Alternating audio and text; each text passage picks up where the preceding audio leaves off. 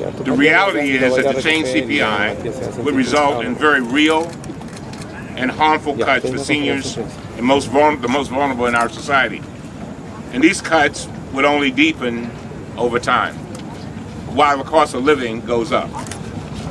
As ranking member of the House Oversight and Government Reform Committee, which is jurisdiction over federal workers, I also understand the devastating impact that the use of the change CPI would have, including on our dedicated public servants who spend their entire career serving others. And a lot of people don't realize it, but our public servants come out and they give their blood, their sweat, their tears, and they sacrifice, and they expect certain things at the end of their retirement. But one of the things that they definitely expect is to live in dignity.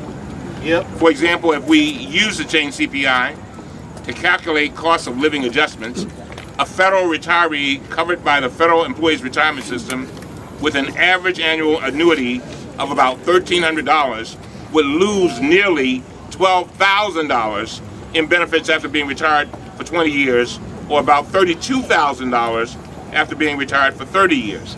Keep in mind, the cost of living still going what? Up.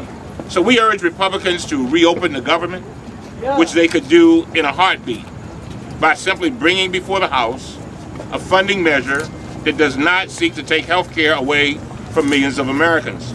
We also urge the Republicans to pass a clean, simple measure raising our debt ceiling so we can pay our bills that we have already incurred. That we have already incurred.